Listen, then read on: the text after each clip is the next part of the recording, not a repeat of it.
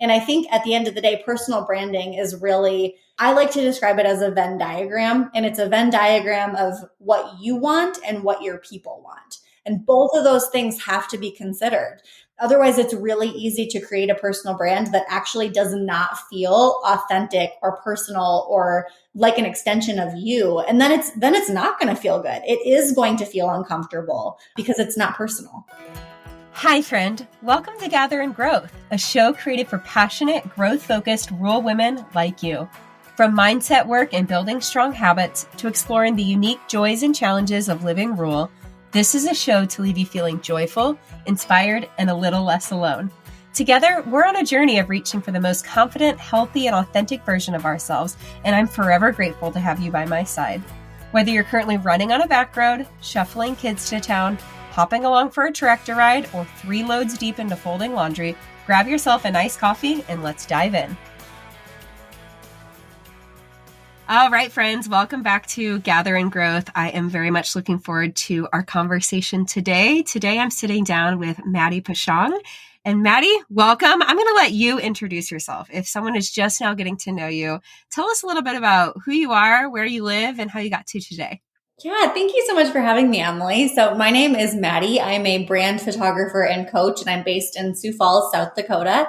I have been a photographer for about 10 years and moved into brand photography over the last 4 or 5 and really feel like this is my sweet spot. This is what I absolutely love doing. It's what I'm good at. It's what I could talk about all day long and not get sick of. So you know that that's where you fit. And then on the personal side, I am married. I've been married for next summer is our 10-year anniversary. And we have 3 kids who are almost 7, almost 5, and just turned 2. So life is busy at home, but it's awesome. And as the kids get older, they get more and more fun. So yeah, that's a little bit about me. Very cool. Now, have you always been in photography, or what did that journey look like? I have not. So my background is in social media marketing. So I went to school for journalism and mass communications, and I started doing photography toward the tail end of college, kind of as a backup plan, to be honest with you. It was like a senior project that I just took too far because I was so nervous that I wasn't going to get a job after graduation. Luckily, I did get a job. I got a really great job doing social media for Blue Bunny Ice Cream in Lamar's, Iowa. And so I did that for a couple of years, social media, digital media, as well as PR for different brands under the Wells Enterprises umbrella.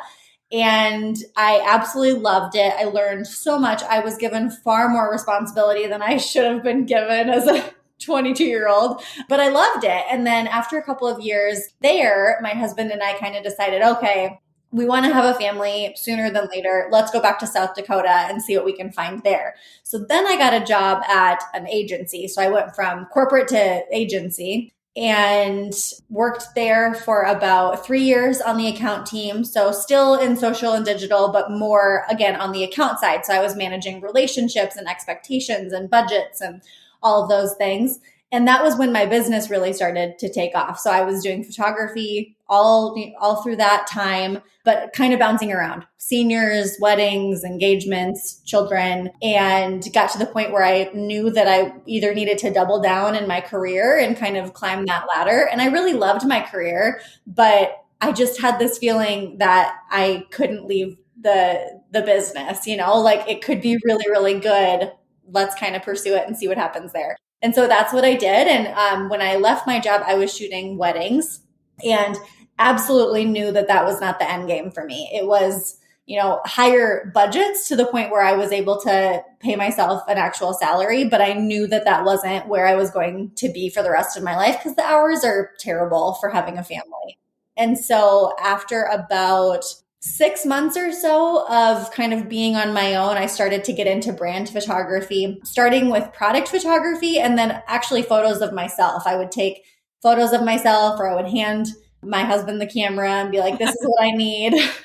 And I started posting those on social media and people started to notice. I was really close with the community of photographers in Sioux Falls and my friends started to say like, I really want photos like that for me. Can you take them? And that's when I realized that brand photography and personal brand photography was a thing. And it combined the loves of marketing and the aesthetics of photography. And I was like, yes, this is it. And the rest is history.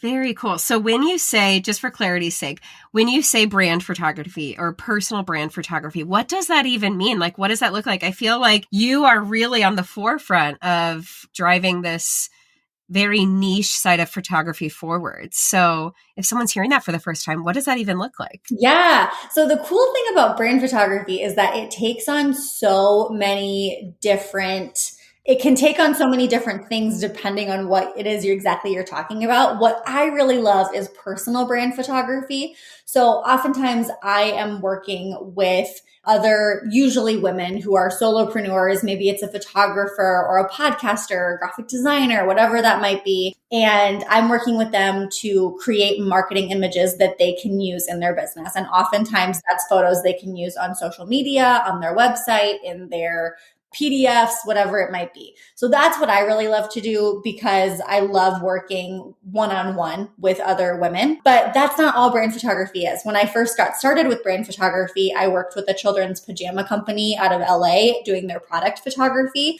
So product photography, that's a huge subsect of brand photography.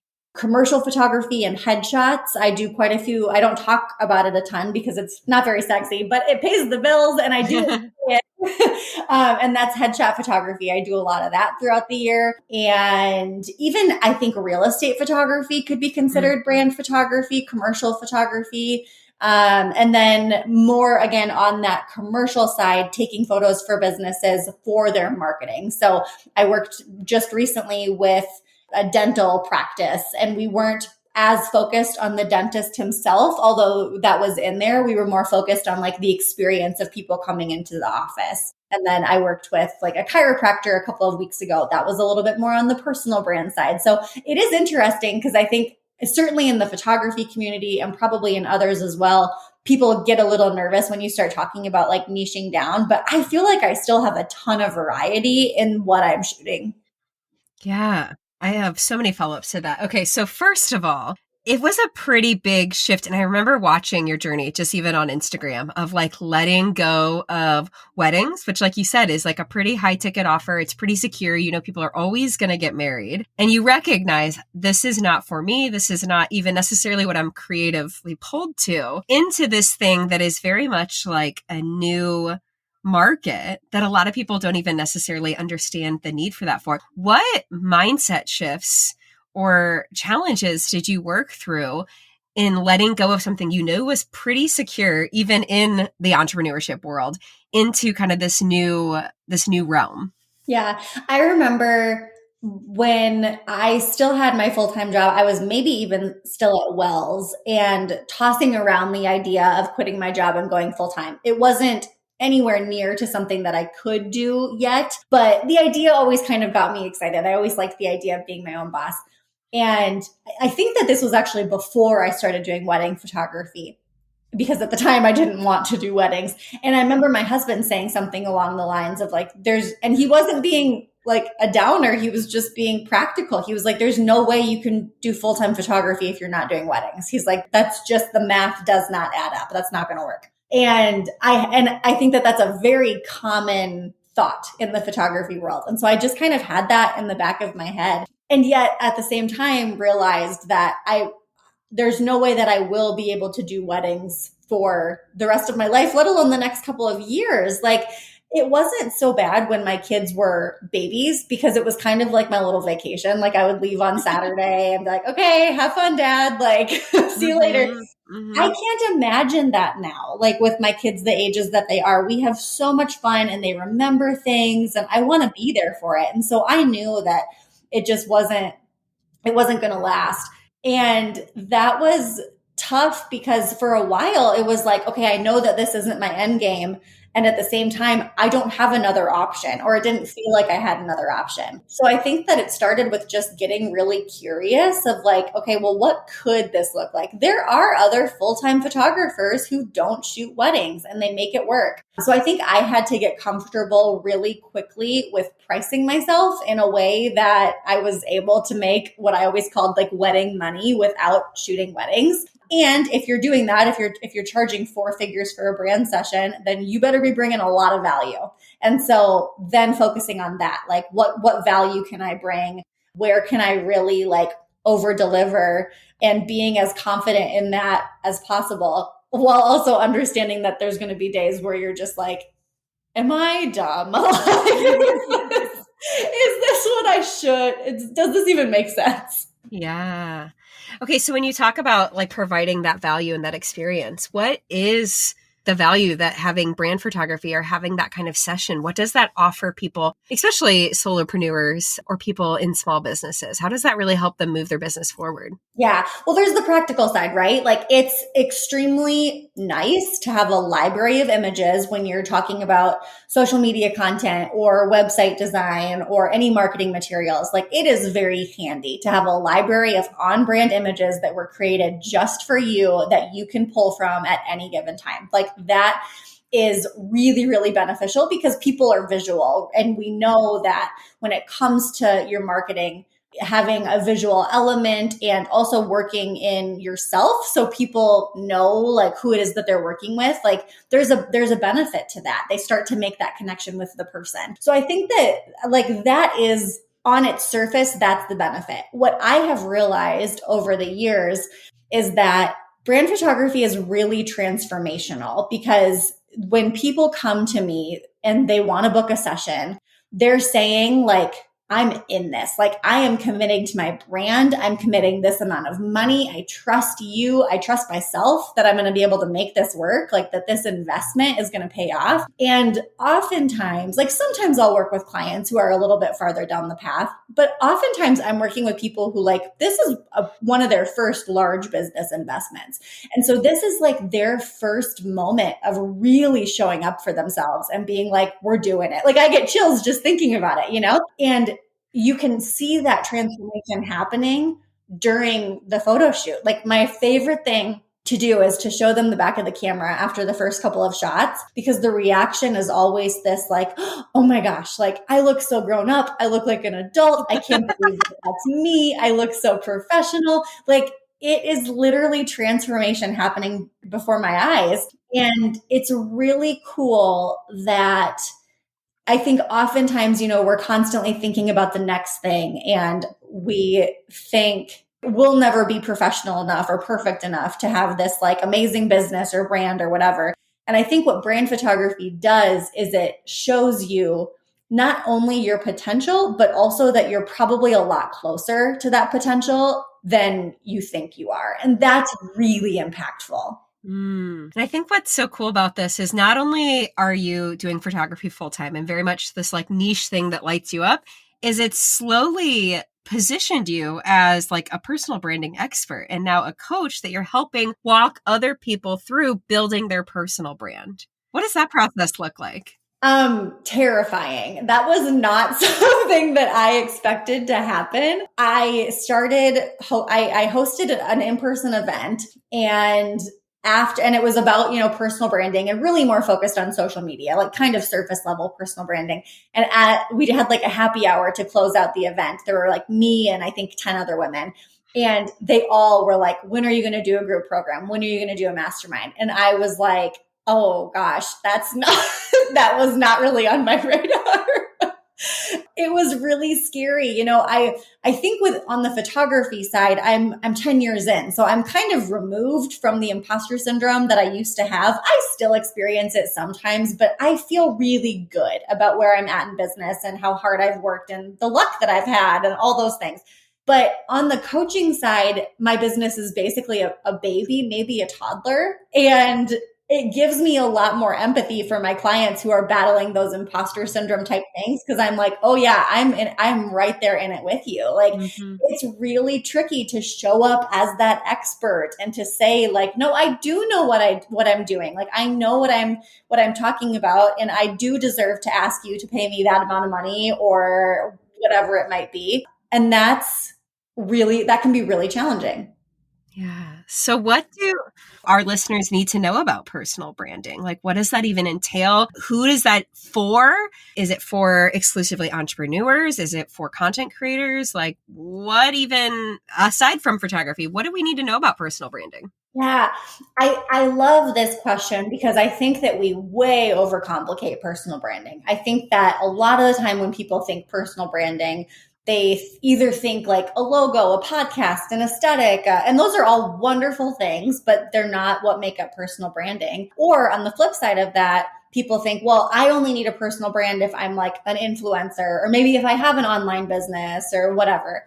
And I don't think that that's the case either. So when it comes down to it, I really think that a personal brand is made up of four things, and I call them the 4 R's of personal branding.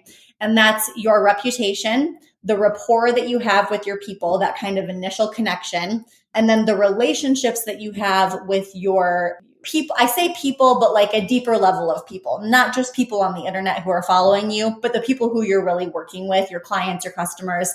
And then refining that, right? So figuring out what works and what doesn't, and giving yourself the permission to change, because personal brands are based on people and people change. So for me, that's really what personal branding is. It's reputation, rapport, relationships, and refining all of those things. And I think that those are items that can benefit you, whether you have a business, whether you don't have a business, whether you're a solopreneur, whether you have a big commercial business. I mean, personal branding is going to look different depending on the type of business that you have.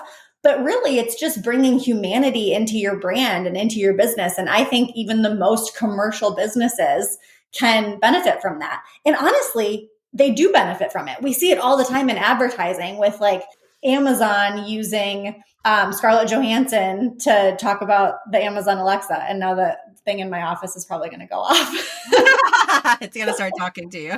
Yeah, exactly. But we see it all the time with people, using celebrities to make their brand more personal, or Progressive using the flow caricature to connect with their people more. Like, we see it all the time. And that's all it is. It's just humanizing your brand a little bit more. And I think that's something that we can all benefit from. That's such a good point, because I do think so often we think like, oh, I'm not an influencer. Who's a personal brand for? What do I need to do with it? Guys, I have a really cool opportunity to share with you that melds my experience in the classroom and love for personal growth, the Enneagram, and intentional parenting. My friend Sarah Waxman is a former teacher who now coaches parents and teachers through using the Enneagram to support students in and out of the classroom. She believes that investing in our personal growth is one of the best things we can do to pour into the kids in our lives. This November 7th through the 11th, she is hosting the Bettering Them Summit, an online learning experience with dozens of speakers prepared to share tools, techniques, and implementable practices to have the best year possible at home and in the classroom. The best part, a one-day pass to the summit is absolutely free. You'll have 24-hour access to sessions about building trust, communication styles, classroom management, developing mutual respect, and how our personalities come into play, and so much more. But for just $67, you can purchase VIP all-access passes that include unlimited access to all sessions, including bonus sessions with exclusive speakers such as yours truly, raffle entries, and a summit workbook. But don't delay, because that price will soon increase to $97. If you are ready to learn from high-level experts and educators such as Enneagram Ashton, Gabby Gast, Margarita Monday, Brian Lee, Noelle Dawn Clava, Elizabeth Leveritz Ortiz, and Amy Wicks, grab your ticket from the link in today's show notes. Taking into consideration those 4 R's, how can someone really nurture what their personal brand looks like, both online and in real life? Yeah, I think step 1 is understanding that whether you do anything about it or not, you have a personal brand. It's similar to, and that's why the first R is reputation. It's similar to your reputation. Like, you don't do anything to have a reputation. You just have one. If you're interacting with other human beings, you have a reputation and you have a personal brand. When it comes to the reputation part of personal branding, I think there it's understanding, what do you want? And this is my favorite question to ask in business. I've been posting about this on social media. It's so incredibly helpful and such an easy or a simple question, but not an easy question to answer. But I think it's really important to ask yourself, what do you want? What do you want your business to look like? And this, when we talk about kind of my journey with my own business, what I wanted was to not shoot weddings. And it took years for me to figure out like what that actually looked like. But it was because I was clear on the fact that this was not my end game that I was able to kind of pivot and make decisions and just stay curious of like, what do I like? What feels good? This isn't it. So what could that possibly be? We really need to get comfortable with asking uncomfortable questions like that, and just kind of exploring what that looks like. And then also exploring like what is currently already out there when it comes to your reputation. When you Google yourself, what comes up? What do you want to come up? Because that's what your people are potentially seeing. So that's what it looks like as far as reputation, which is kind of just like, okay, what's going on that our people are potentially seeing. When it comes to rapport, that's where it gets really fun, because rapport is all about connection. And a lot of this comes down to the content that you're creating online. So if you are someone who has an online business or some sort of an online presence, how are you connecting with your people through probably the online space? What does that content look like? What's the story that you're telling? When it comes to relationships, this is something that I think anyone can use. Again, whether you have a online business or if you just are like, I need to work on my reputation. I need to work on my own personal brand. Relationships are all about doing what you actually say you're going to do. So rapport and reputation, that's kind of a lot of your marketing, but the relationship is more like your client or customer experience, or just the experience that people are having with you. That's really what relationships are all about. And so some of that is things like systems and processes. Boundaries are a really big one. And I think that people get a little nervous when I talk about boundaries when it comes to making relationships better, but that can be really key. Making sure that people know exactly what they're getting into when they work with you or when they engage with you. I love that. It's so powerful, because I know even like when I email you, I get a response that basically breaks down, depending on like who it is that's reaching out to you, what your plan is to get back to them. And I think that's so beautiful that you have gotten very clear on what your working hours look like, what your response time looks like. And I'm sure that has lifted a weight off your shoulders, where you maybe don't feel that, oh my gosh, I need to get back right away, or everyone has so much access to me, which can feel very draining. Totally. And yeah, I love that you mentioned the autoresponder, because I know a lot of people have love-hate relationships or hate relationships with an autoresponder. But this comes back to, what do you want? I know that there will be people who get my autoresponder and roll their eyes. Like, I know I've done that. I've been that person. But you're exactly right. For me, it feels like a weight has been lifted off my shoulders. It feels like I can get to 4:30 and not be worried about looking at my phone again, because any emails that I get after that time, like, they're going to get the autoresponder and they're going to know you'll hear back from me in 24 to 48 hours. And so that's a really good example of something where this might not be the most comfortable solution, because what will people think, but it's the best solution for me. And I think at the end of the day, personal branding is really, I like to describe it as a Venn diagram. And it's a Venn diagram of what you want and what your people want. And both of those things have to be considered. Otherwise, it's really easy to create a personal brand that actually does not feel authentic or personal or like an extension of you. And then it's not going to feel good. It is going to feel uncomfortable because it's not personal. Wow, I have so many follow-up thoughts to that.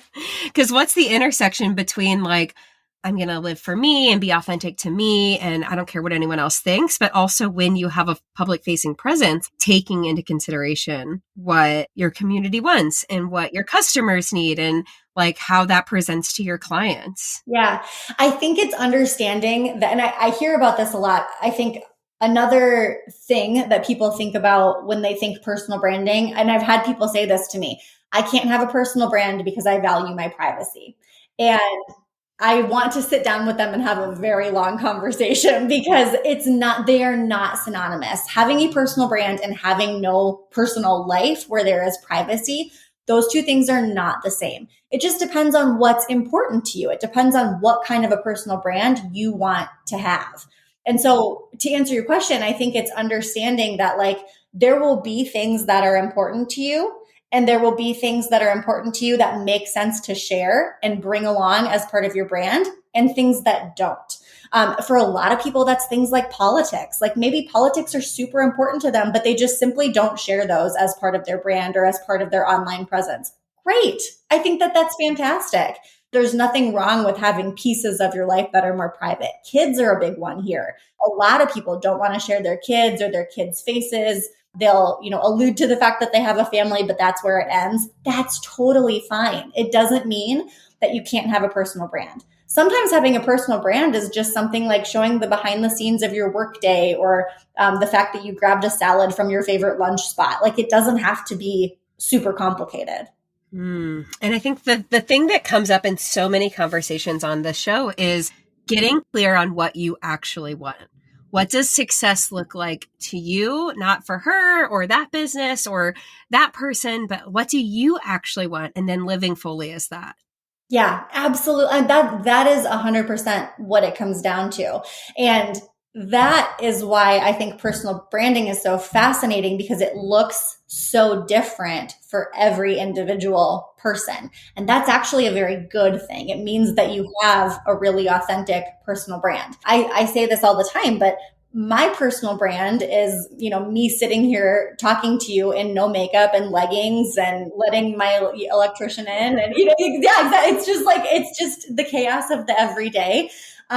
If I were to describe my mom's personal brand, she always went to work in like a corporate job. She didn't go to the mailbox without lipstick and earrings. She woke up in the morning and showered and got ready right away, always wore like a really cute outfit. Our personal brands are very, very different when you're just like looking at them from the outside, right? And that's okay. Neither one is bad. Neither one is good. That's just who we are. That's so powerful. So you work with a lot of different entrepreneurs or solopreneurs, content creators, especially women. What are some of the struggles or challenges that you're seeing women face, and how do you coach them through that, or what advice do you have to offer? It always comes back to confidence. Confidence in showing up as themselves, or judgment is another big one, which I would argue is still it's coming back to confidence. But that's the biggest thing, because building a brand with yourself at the center of it is really scary. I look at this often from the world of photography, since that's the world that I come from. And if you are just scrolling social media and finding photographers, you'll find a lot of photographers that have beautiful Instagrams of all of their, picture perfect work, and not a photo of themselves to be found. And that's because it's really easy to hide behind our work. And I think a lot of creatives do this. I even think, people in the corporate world have a tendency to do this. And building a brand where you're kind of the center point that everything is orbiting around, like that feels really scary. There's nowhere to hide. It feels really exposed and really vulnerable. But I think what I have found and what I work with my clients on slowly, I've worked with a coach now for 5 or 6 years, I think, and this is still something I work on every day. But what I have found is that we were made for connection, and connection doesn't happen if we just have these like Stepford wife facades up all the time. Connection happens in vulnerable conversations. And those moments where we say like, oh my gosh, you too, I thought it was just me. I didn't know other people were experiencing this. Like that's where connection happens. And if you have one person who feels that way about you and what you do, every time that happens, it becomes easier and easier to say the thing that feels uncomfortable or to show up in the space that feels scary. One person saying, that's exactly what I needed to hear today, it makes it worth it. Hey friend, just wanted to thank you for being here. Seriously, the fact that you make Gather and Growth part of your day means the absolute world to me. You are what is making the dream of this show literally come to life. And if you're enjoying it, I sure would appreciate if you could do a few things. First of all, be sure you're subscribing, following. It's different on every platform. So wherever you listen to podcasts, be sure you've got that taken care of. Second, if you haven't left a review yet, I would sure appreciate a 5-star rating and some words about why someone should listen to the show, what they might get out of it, what you have learned so far. Reviews help other potential listeners find the show and know what it's about. Last, go ahead and screenshot this episode and share to social. That is some of the most impactful ways that new friends and family members find Gather and Growth and get the incredible goodness from all of the interviews and conversations that we have here. Again, I appreciate you so much, and I couldn't do this without you. So you have evolved so much over the last couple of years, both personally and professionally. What do you wish you could say to yourself 3 or 5 or 8 or 10 years ago? Oh my gosh. I think about this so often because, as is the case a lot of the time with coaching, oftentimes we're coaching people who are very similar to us 5 years ago. And so I think about this a lot because a lot of my clients are dealing with it. And I would tell her that everything that is happening, it has to happen. Everything that feels completely disjointed and chaotic and like I am just aimless and without purpose. Those moments have to happen to get me to where I'm at now, where I feel like so incredibly aligned and happy and fulfilled and still deal with a lot of the same crap that I have before, but in a really healthy way. And I think about it, even just looking from my photography career, when I first started shooting, I worked with families and then I worked with seniors and then I did newborns for like a split second. I said I would never do weddings. And then I started doing weddings and couples. And then finally, I started working with brands. And that's where I really feel like that super aligned feeling.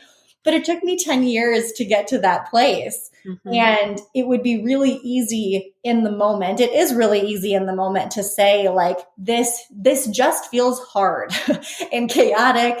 And I don't know where I'm going with this. I don't know if this is going to work, but understanding that like, there's something here, something about this feels good. I know that I need to keep going and to just kind of keep going and experiment. That's how we get to these really great places, but it doesn't happen overnight. That's for sure. Mm-hmm. And I love what you said. Stay curious, keep asking questions, keep asking yourself the hard questions, and taking just those little steps forward. Like you said, it's so easy to look at where you started to where you are now and be like, oh, well, she found her thing and that was so easy for her. Like, I'll never find my thing, but it is showing up every day and continuing to make those changes to get you closer to where you're meant to be. And sometimes in ways that you could never see coming. I'm sure you did not graduate expecting to be a brand photographer and coach. Like, it's just wild. And I think that's my favorite thing is finding people's journeys. Why do we put so much pressure on 18-year-olds to decide what the rest of their life looks like? Because I'm still figuring out what my life looks like, and it's great. Totally. Oh yeah. If you would have told me like, where do you want to be or where are you going to be 10 years from now when I graduated college or graduated high school, I would have said like, I want to be a editor at some bet magazine and have like a 20th story walk up cool or office. Like what I wanted and what I have are completely different. And now thinking about what I wanted, quotes, I'd be like, oh, that sounds terrible. I don't want that at all. But isn't it funny looking back, all of those different jobs and experiences you had along the way, how many pieces of that are part of what you're doing now? And you had to experience that when you did to be able to do what you're doing now. That's it. Like, that's it right there. I think about that so often. Like I could look at the corporate jobs that I had and be like, oh, I should have quit much sooner because my business would have thrived sooner. No, because I was learning things. Like everything about those jobs shaped who I am now. I could look at the amount of newborn props that I bought for like 3 months that I shot newborns and be like, that was such a waste of money. No, it wasn't, because it taught me patience and it taught me so many things. But in the moment, you're just like, well, this is a mess. I don't know what I'm doing. And it's okay to say this feels hard and I don't think that I'm where I'm meant to be, but I can see where I'm going and yes. I'm open. I'm just open. I'm open to changes as they come. Totally. So cool. So in a minute, I want you to tell us how people can work with you if they have the opportunity. But I know not everyone is close to you. I've had this same conversation with you. Like, my goal is to fly you to my house to do this. But if someone's listening and they're like, oh my goodness, I think that brand photography is a piece that I'm missing to what I'm doing. But I don't think anyone around me does that. Like, how do they have conversations with the photographers that they know and explain what they even need from a brand photography session for someone who maybe hasn't dabbled in that style of photography yet? Love this. So certainly step one, Google it and see if you do have brand photographers near you, because I do feel like there's more and more every day, which is really exciting. If you do not, but you have a lot of photographers near you, I would find someone who has a similar style as to what you want. Like, do the colors look like how you would want the colors to look in your photos? What's the vibe? Photos give you a feeling. Does it give you the kind of feeling that you want in your marketing photos? So I would find that person. And then if brand photography is not something that they offer or that they're experienced with, I would just have that conversation and say, hey, this is what I'm looking for. I need photos for my business. I am wanting to really show the experience that someone has when they work with me, or show what like kind of behind the scenes of my job looks like, or I'm launching this thing. And so I need photos for it. Just be really, really clear. Like, what's the end use of these photos? I think that's the biggest thing for photographers to understand when they're planning a shoot is like, what's this going to be used for? Is it going on a billboard? Is it used on an online sales page? Like, what direction are we going in? And then a good photographer will be able to kind of figure out the path to get there. And I also think, if it is a brand photographer, they probably have some kind of method that they go about to figure out what kind of shots to get. But if it's not, I would just say like, hey, do you mind, like, can I kind of create a Pinterest board for you, or even kind of storyboard what this could potentially look like? I don't want to step on any toes, but I would love to help out because I have a vision for this. And I think as long as you do it respectfully, any photographer would be like, totally. Like, that makes our job easier if we're like, oh, that's the vision you have. Okay, great. Let's execute. Yeah. Yeah. And I think it's extra complicated when it's hard to find pictures of what you want when they don't necessarily exist. Yes. So I know I've made Pinterest boards pulling shots from like completely unrelated disciplines. Yeah. But like a little bit of this, but here's the vibe, but I see this, but like, actually, can we do it in a cornfield? They're like, yeah, let's go. Yes. That's such a good point. It happens less and less because brand photography is becoming more popular and different disciplines, I think, are kind of getting their time in the spotlight. But I work with a few people who do like Reiki and meditation and that type of thing. And the first couple of times we did photo shoots, I was like, I can't find anything. Like, what is this? I have no idea.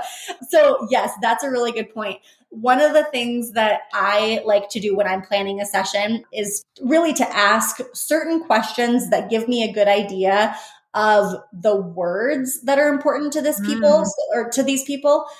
So sometimes it's like, what are the feelings that you want your ideal client or customer to feel? How would you describe your brand? Things like that.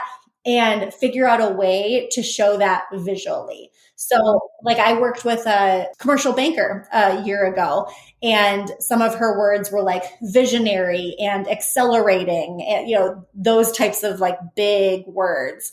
And instead of showing her at a desk with a computer, which is still important, like we got those too, we were more thinking of like, okay, how can we make these concepts really visual? And so that could be a good challenge if you're like, okay, I can't find anything on Pinterest for what I want to do. Think about how you want your people to feel, or how you would describe your brand, and how you can make those types of words more visual. It's like House of Color. Use your words to find your clothes. Use your words, baby. So if someone is able to work with you, being in like immediate proximity would be the best photography wise, but now you are doing masterminds and coaching and things like that. So tell us more about what you offer and how we can get to know you better. Yes, absolutely. So I am offering a new program called Rebrand, and the cohort that I'm running right now is specific to photographers who are moving into brand photography, but I'll be offering other cohorts in the future for people who just want to figure out what their personal brand is and how they develop it and grow it and market and all of those things. So be on the lookout for that. And then that's something that I always do privately too, or that I have been doing privately. So if you're like, I need all the personal brand help and I don't really want to be in a group setting and I want to start tomorrow, or I have my timeline, whatever it might be, that's something that I do in one-on-one coaching as well, which has been really fun. So I love, digging into someone's personal brand, whether it's super existent already or non-existent, and figuring out, okay, where do we go from here? Yeah. So how do we connect with you online? Instagram is the best. I'm there way too often for too long. Same. Yeah, always on Instagram at Maddie Peschong. My website is maddiepeschong.com. And those are probably the two best ways to get a hold of me. And I'm, always answering emails and DMs and all those things. So I would love to connect. Awesome. Okay. Before we go, what does personal growth mean to you? Personal growth to me means something that is constant. I don't think, like, in my life and most of the people around me, I feel like personal growth is something that we're always working on, but the way that we're working on it looks really different in different seasons of life. I've had seasons, and I feel like I'm in one now, where personal growth is really related to my business. And for probably most of last year, personal growth was way more related to me as a human. Like, what does Maddie like to do? Who is Maddie without the business? And I think sometimes I shouldn't say we, sometimes I get very siloed on like personal growth means business growth, but it doesn't. And when I really realized that personal growth is more related to just Maddie as a whole person, I feel like that was when I made a lot of really cool changes in my life, just as far as like habits and disciplines and self-care practices that make me really happy and just make me excited to be alive and not just be a person with like a job or whatever. Oh, I love that so much. Well, thank you so much for being here today. I know we're going to have a totally opposite conversation here in a few days as I get to be on your show. So I'm excited for my listeners to find you that way and vice versa. And I don't even know how we originally connected on Instagram. I was thinking about this morning. I'm like, did I find you? Did you find me? Have we just been Instagram friends forever? Like, yeah, I don't know. Speaking of Instagram. That is so true. But I'm really inspired by your journey and love the wisdom that you share. It's super applicable to me and the point that I'm at. So thank you for all that you do to shine your light in the world, because it makes a difference. Thank you so much, Emily. The feeling is very mutual. Thank you so much for having me today. Have I told you today how much I appreciate you? I'd like to imagine this was a meaningful backyard patio kind of chat between friends sipping LaCroix at sunset. If you enjoyed today's show, please take a screenshot to share or forward this episode to a friend. You can also find me at Emily Rushell over on social to continue the conversation. It's truly a joy to hear what tidbits and takeaways made an impact on your day. As always, all links and resources mentioned in today's episode can be found in the show notes listed below or over at emilyrushell.com. Special thanks to my podcast manager, Jill Carr, for the time and love she puts into producing Gather and Growth for this community. What a blessing it is to be on this personal growth journey together. Forever grateful for you.